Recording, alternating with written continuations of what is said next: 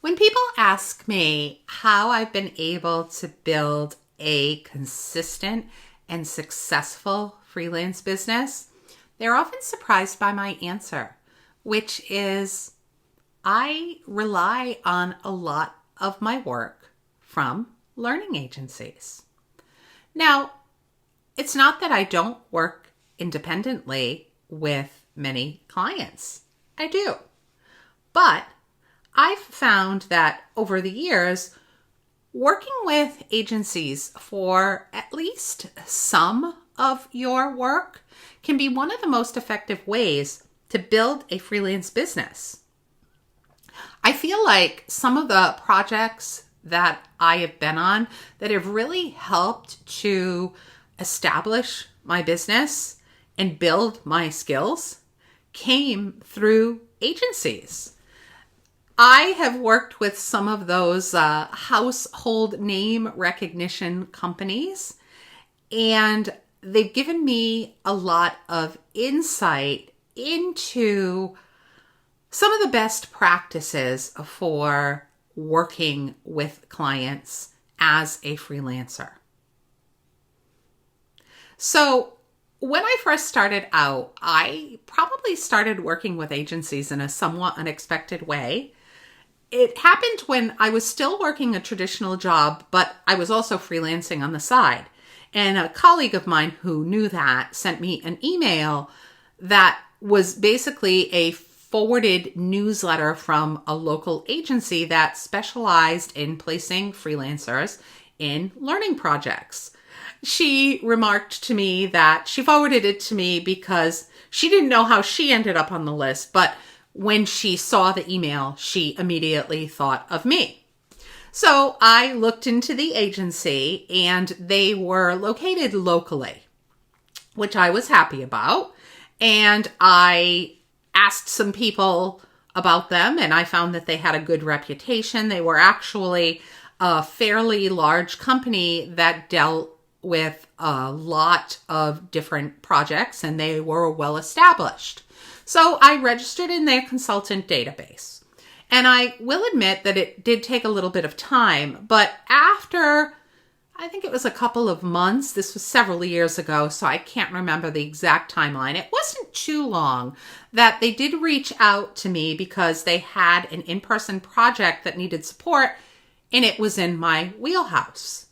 So I took the opportunity and it became my first agency-based freelance gig. Before, I had pretty much done them independently through word of mouth. Now, the project went well. I was happy with the experience. And since then, I have done multiple projects with this agency. I'm still doing work for them today. But since that time, I've branched out. I also work with other agencies. As all of you know, I do not like to put all of my eggs in one basket. I like to keep myself diversified.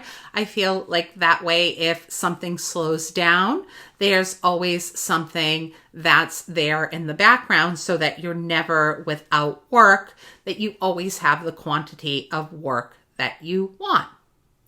So I think right now my projects span 3 or 4 different agencies, which some people may say is crazy, but it really does work for me and it's worked for me over time. I've been fortunate enough to always have the amount of work that I wanted and not experience any gaps. And I feel like it is mostly because I have used this strategy of keeping agencies in my back pocket as an alternative for my work.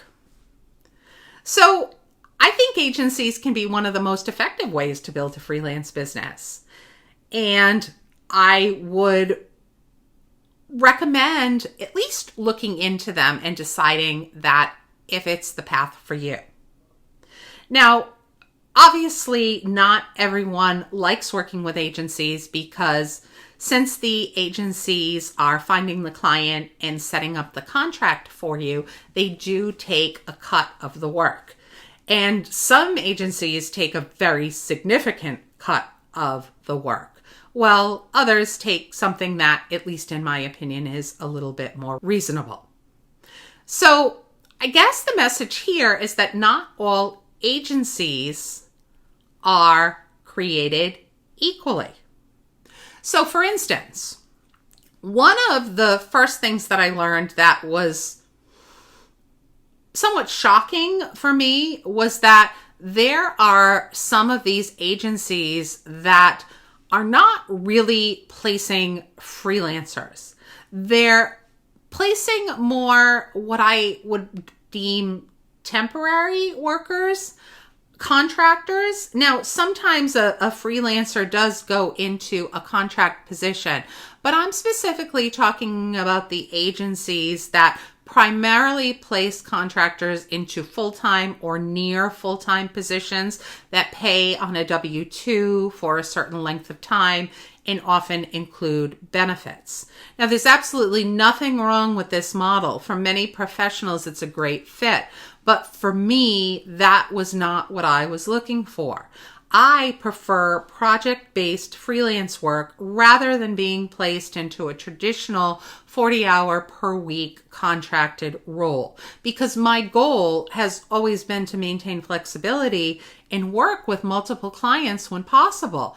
As I mentioned, I don't like putting all my eggs in one basket by becoming dependent on a single client or contract for all of my income.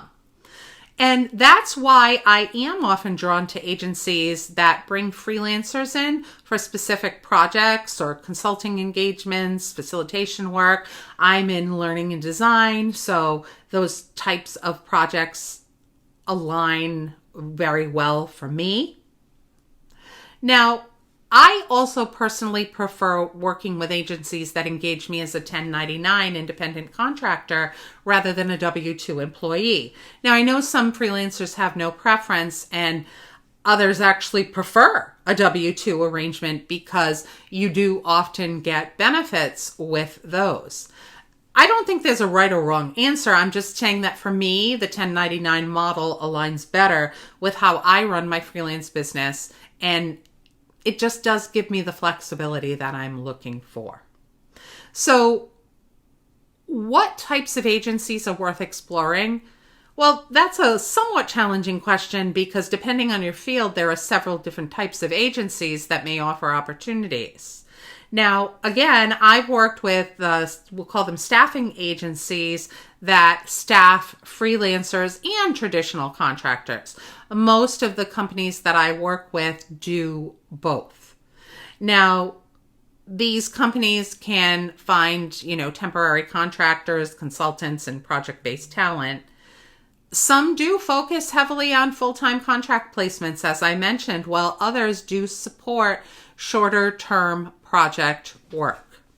Now, if you're considering a staffing agency, I think it's definitely worth asking questions about the expected hours, the length of the engagement, the payment type, the employment classification, and whether the role is truly project-based or more of a full-time contract assignment. Now, there are also creative agencies. I don't do work with creative agencies because, in general, the type of freelancer that they're looking for isn't what I specialize in. But any freelancers who work with marketing, design, communications, branding, content creation, generally do work or often do work with creative agencies.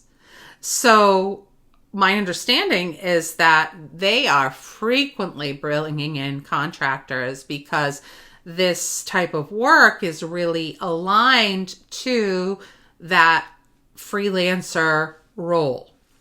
Now, if you're a graphic designer, a copywriter, a video editor, a social media manager, a web designer, or a marketing consultant, this is likely something that you would want to look into.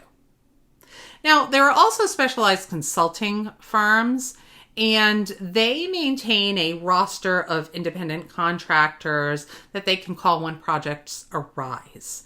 Many of these larger, well-known firms do pay very well because they command a very high consulting rate from their clients. Now, of course, this isn't always the case, but it is common that that happens.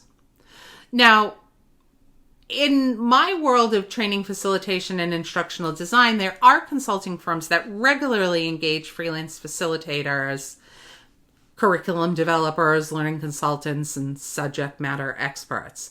But this is my personal experience. My personal experience is that these firms are often looking to place people in a somewhat exclusive position for a specific period of time, which again is not something that I was looking for.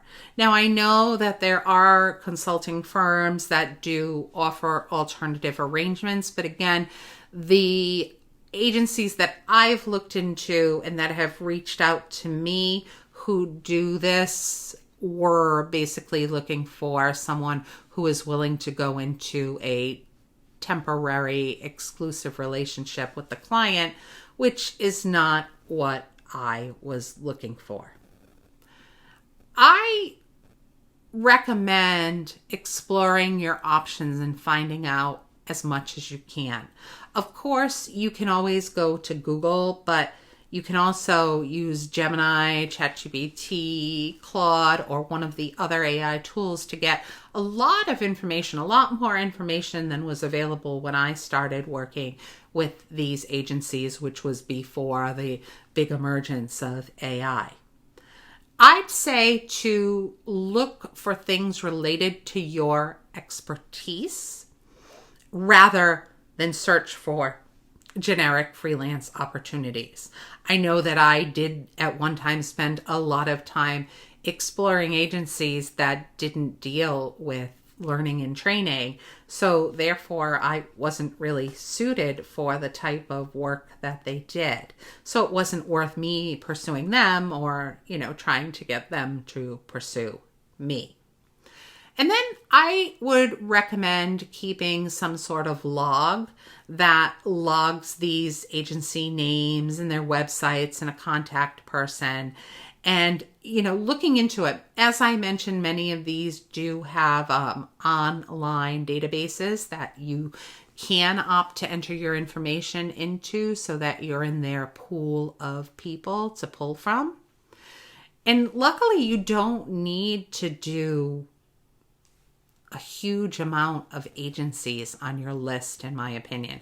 I think that even a small number of well-targeted agencies are going to manifest those potential opportunities that you're looking for. You just have to really find the right fit. Now, of course, agency work isn't perfect.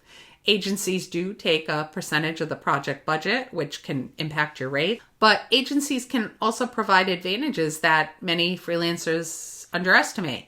Access to clients you may not reach on your own, less time spent on marketing and business development, a more consistent flow of opportunities, admin support, faster access to projects.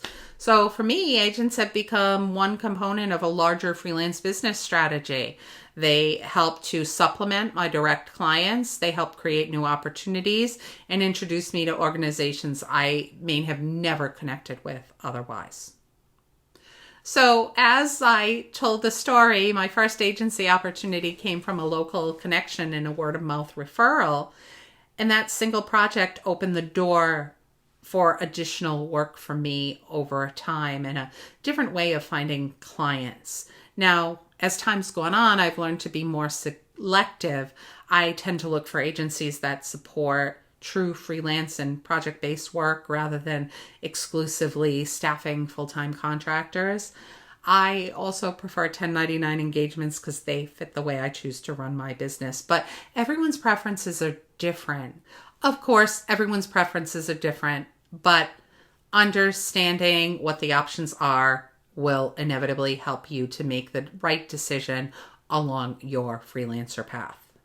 Now, in the comments, I'll share a list of some of the agencies that I've come across over the years, some of which I've worked with personally and some I haven't. This is not an exhaustive list. I have a huge list of agencies that I bookmarked, but I'll just list a few to give you an idea of what you're looking for so that you can get started. I hope that they give you a starting point if you're looking to expand your own freelance client pipeline, because maybe you'll acquire your next great client through an agency that already has an established relationship with that client and simply needs you, the right freelancer, when an opportunity appears. So check out the links below, and then you'll also want to check out a link to a video that discusses the questions that you should ask before you start a project. So that's something that you can use with your next project. Take care. Till next time.